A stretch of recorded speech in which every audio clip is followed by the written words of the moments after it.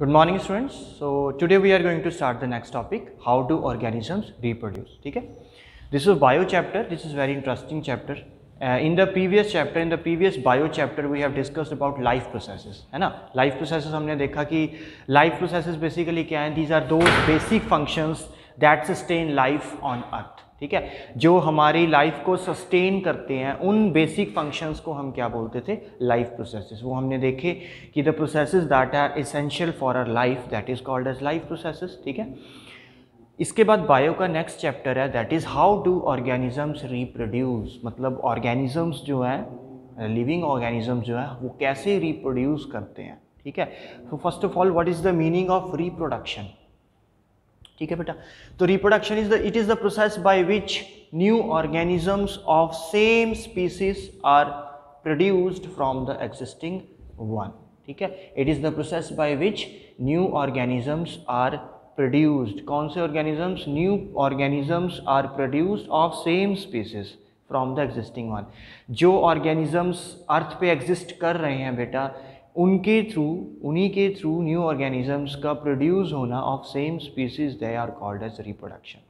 ठीक है, तो हर ऑर्गेनिज्म अपने एंटायर लाइफ में क्या करता है, रिप्रोडक्शन का प्रोसेस करता है. ठीक है, क्यों रिप्रोडक्शन का प्रोसेस ज़रूरी है बेटा? देखो रिप्रोडक्शन का प्रोसेस ज़रूरी इसलिए है क्योंकि एक लाइफ की जो कॉन्टीन्यूटी है वो रिप्रोडक्शन बना रहा है. ठीक है, अगर ये कॉन्टीन्यूटी ब्रेक हो जाएगी तो जो लाइफ है, जो लाइफ सस्टेन है, ठीक है, वो कहीं ना कहीं क्या हो जाएगा, वो कहीं ना कहीं उसमें एक ऑब्स्ट्रैकल आ जाएगा. आप ये कह सकते हो कि एक जो चेन बनी हुई है लाइफ की.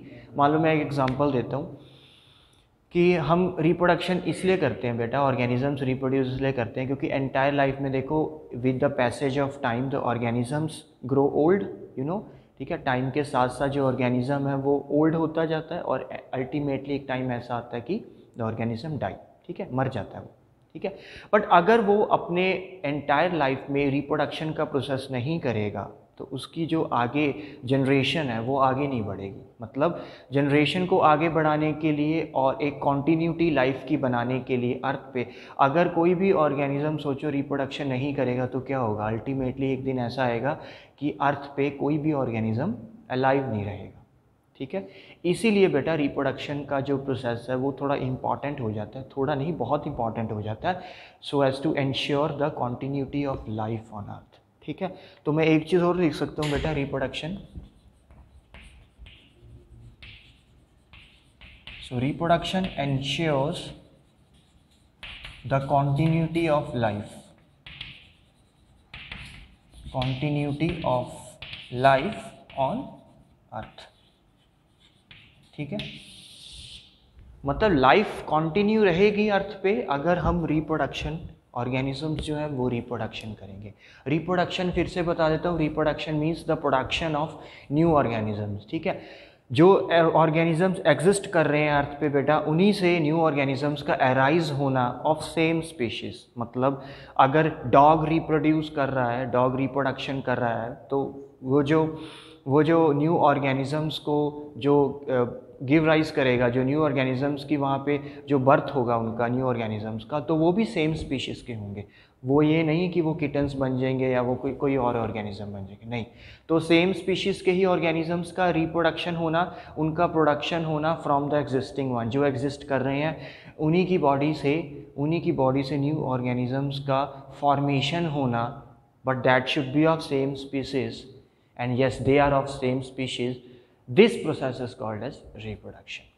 ठीक है, and why reproduction is important? Reproduction because reproduction ensures the continuity of life. तो life जो है वो continue रहती है इस अर्थ पे because due to reproduction, because you know reproduction में the new organisms are produced from the existing one. ठीक है बेटा. Now depending upon that reproduction जो है बेटा आपका, reproduction is classified into two types.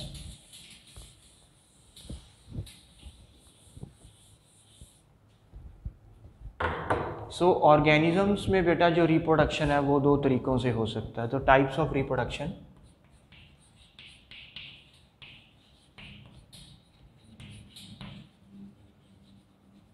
So depending upon that कि organism कैसे रिप्रोड्यूस कर रहा है, has been classified into two types. One is asexual reproduction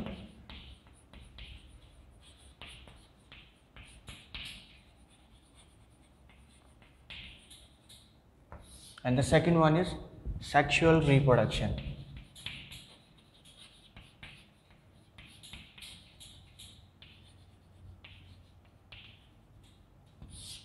ठीक है, ब्रीफ में बताता हूँ, डिटेल में हम बाद में बात करेंगे.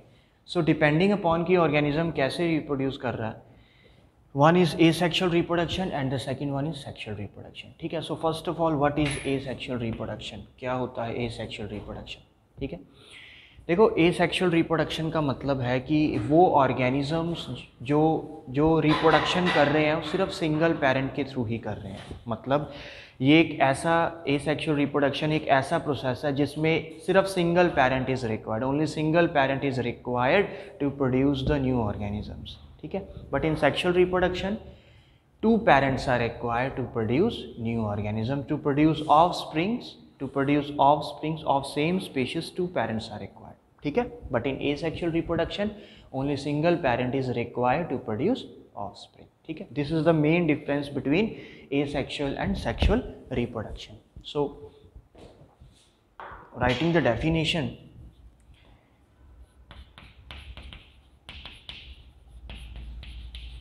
it is the process by which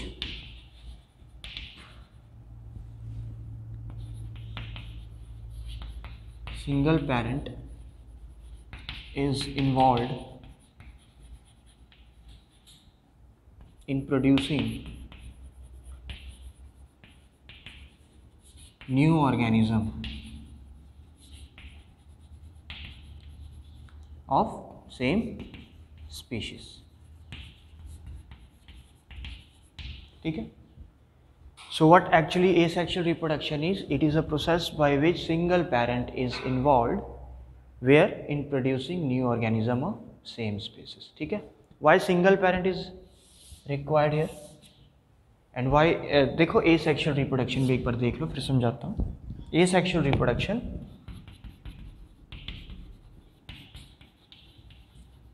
is the process by which two parents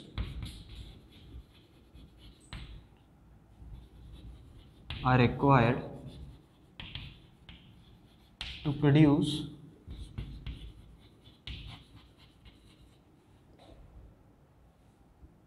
new organism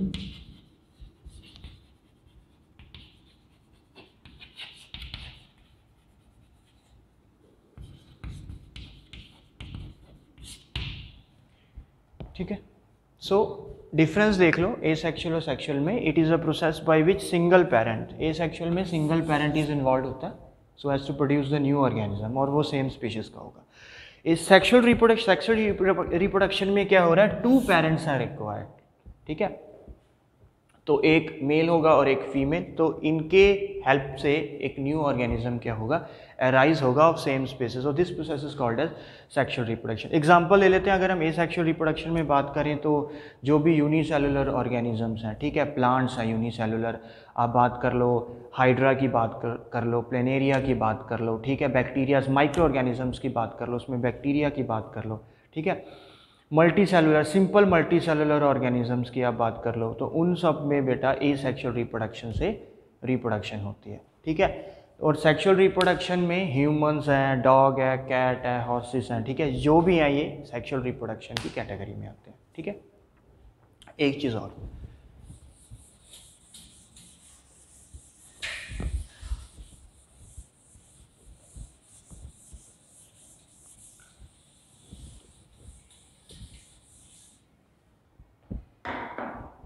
बेटा कुछ ऑर्गेनिजम्स ऐसे भी होते हैं जिनकी बॉडी में रिप्रोडक्टिव सेल्स होते हैं.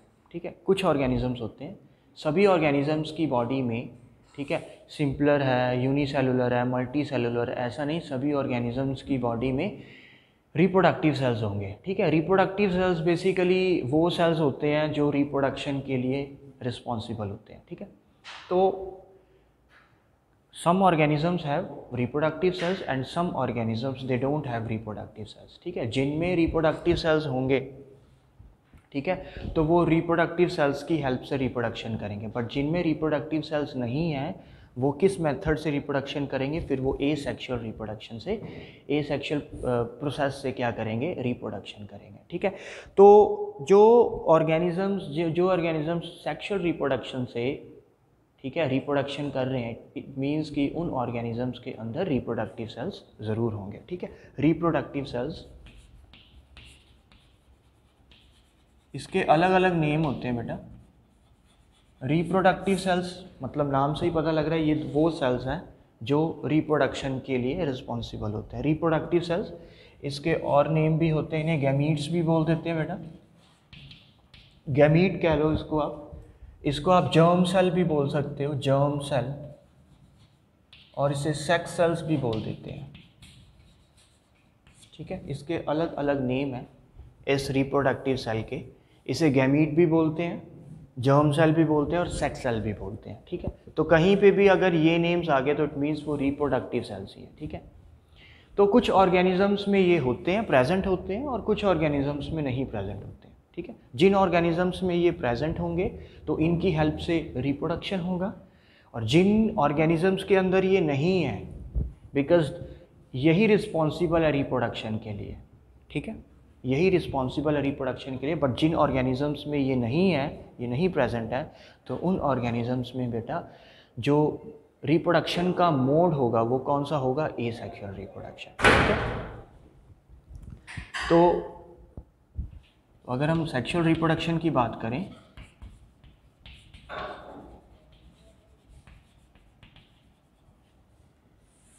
सिंस अभी बताया सेक्सुअल रिप्रोडक्शन में 2 पेरेंट्स, ठीक है, 1 पेरेंट,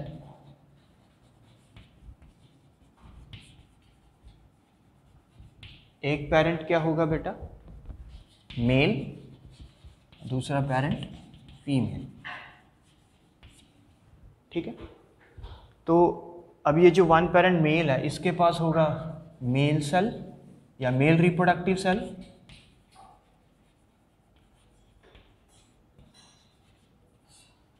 जो फीमेल है इसके पास फीमेल रिप्रोडक्टिव सेल होगा,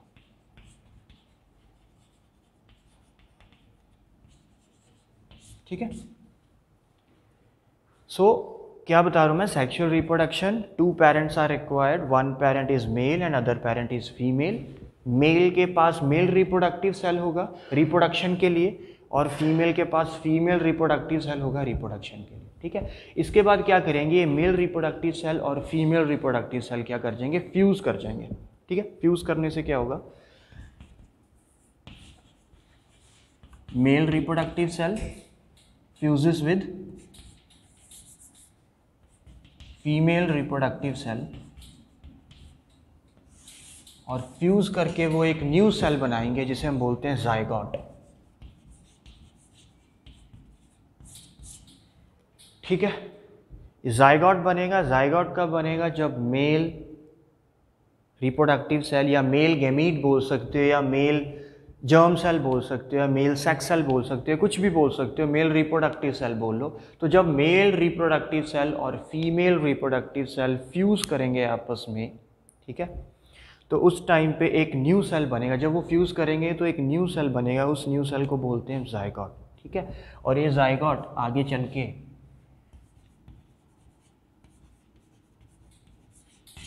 चल के किस में कन्वर्ट होगा, एक न्यू बेबी में कन्वर्ट हो जाएगा, ठीक है।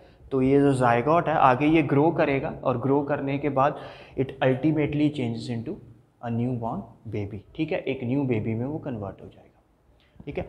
तो ये बात कर रहा हूँ मैं सेक्सुअल रिप्रोडक्शन में। एसेक्सुअल रिप्रोडक्शन में ऐसा नहीं होगा। एसेक्सुअल रिप्रोडक्शन में हम रिप्रोडक्टिव सेल्स की बात नहीं करेंगे, क्योंकि वहाँ पे only single parent is required, ठीक है। तो अलग अलग मेथड होंगे, फिर वो कैसे रिप्रोडक्शन करेंगे if they don't have reproductive cell, ठीक है, क्योंकि सेक्सुअल रिप्रोडक्शन में तो male and female they both have reproductive cells और वो फ्यूज करके रिप्रोडक्शन करेंगे, ठीक है। But what about asexual reproduction, ठीक है, उस मेथड से भी बेटा, उस मेथड से भी रिप्रोडक्शन हो रही है, ऑर्गेनिजम्स जो हैं, न्यू ऑर्गेनिजम्स अराइज कर रहे हैं, बट वो कैसे कर रहे हैं, ठीक है। डिफरेंट मेथड्स होते हैं हमारे पास एसेक्सुअल रिप्रोडक्शन में। बडिंग हो सकता है, फिजन हो सकता है, ठीक है, फ्रेगमेंटेशन हो सकता है, रीजनरेशन हो सकता है, वेजिटेटिव प्रोपोगेशन हो सकता है, स्पोर फॉर्मेशन हो सकता है, ठीक है। 6 डिफरेंट मेथड्स होते हैं जिससे रिप्रोडक्शन होता है, एसेक्सुअल रिप्रोडक्शन होता है ऑर्गेनिजम्स के अंदर, ठीक है। वो हम डिटेल में करेंगे नेक्स्ट वीडियो में, ठीक है। तो आज की वीडियो में हमने बात किया रिप्रोडक्शन, ठीक है। क्या होता है reproduction? It is a method of producing new organisms of same species from the existing organisms, ठीक है। उसके बाद हमने बात की कि why there is need of reproduction की ज़रूरत क्यों है?